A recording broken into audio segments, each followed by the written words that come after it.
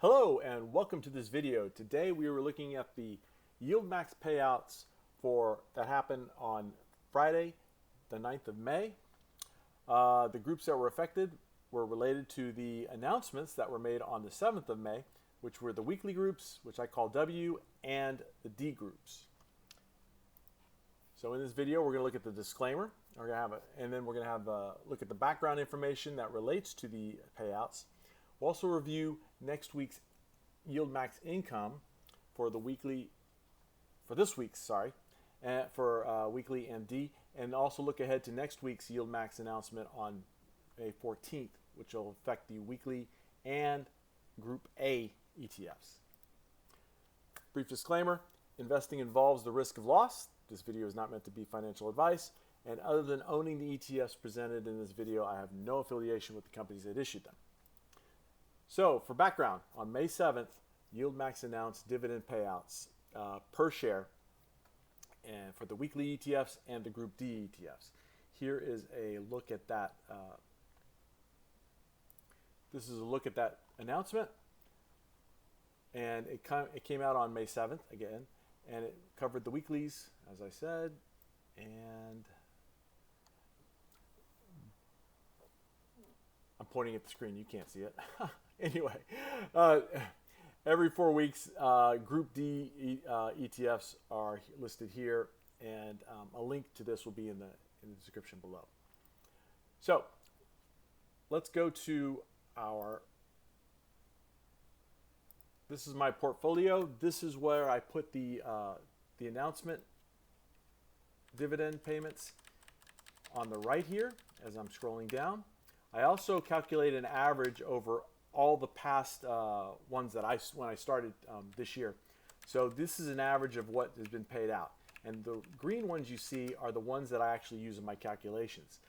If the latest dividend is lower than the average, then I use that to calculate how many more shares I need to buy. If the average is lower, then I use the average. And as of the last video, I tried to make it I'm trying to make an annual dividend goal of $1,400, which is over $100 a share. But I'll be changing that strategy here in a second, and I'll show you how that is. Basically, I want to at least have $100 per month when I buy a share in these, or weekly. What I need to do make it weekly, as you can see, the frequencies are here. Here's W's and here's D's.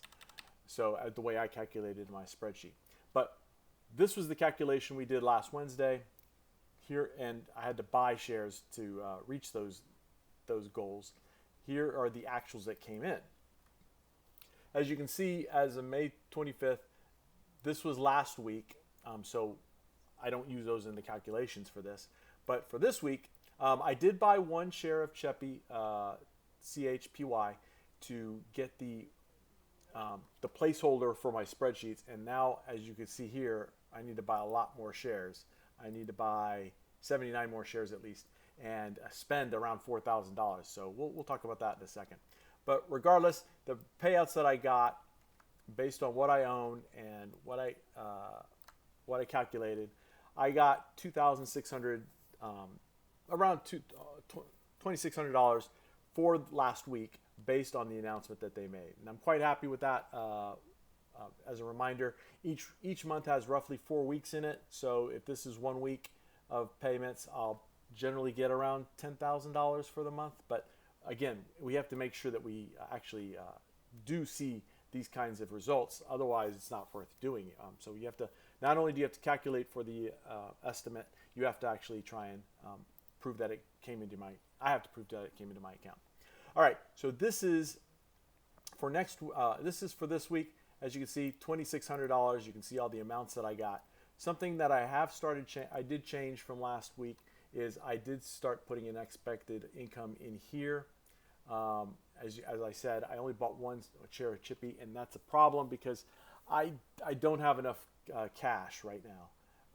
My cash right now for this account is around $4,300, and here I'm going to show you what we're going to do next once we get to the action items list. Whoops. There we go. All right, so action items. I need to transfer enough funds to buy enough of that CHPY shares to reach my goal of at least $1,400. I also need to include links. I'll do the links later. But let's go back to the spreadsheet, and I'll show you for next week. We're not going to have D. We're going to have A. Boom. So this is now showing you what the weekly calculations and the Group A. You might notice that Group A is going to be bumped up to 1,560. It was previously 1,300. Why I'm doing that is because I want to now cycle the weeklies with the A groups. So copy that and paste it formula-wise. So bam, that's telling me that to get this much, the reason why I'm going to, instead of $100 more, increasing it every 4 weeks, is because I want to make it $10 a month more, if that makes sense. So 120 is a better number to use, and that's why I've gone from 1,400, and the difference now is 1,560. So I'm basically going to increase the amount I'm going to need to buy every 4 weeks. So the weeklies now, that's my new goal, and we'll see what the next week's announcement is going to be. But I need 4,420 to buy CHPY in order to reach that goal. And using past data for Group A, I also need another 2,800, which I have from this week. When I got the 2,600, I can easily pay for the amount of shares that I need for Group A. So it kind of rolls into the other, is the way I'm trying to make this calculation work. So that's it. That's the preview of next week. Let's go back to the presentation. So I'm including the links to the YieldMax and their announcements in the description below. Please check it out if you can.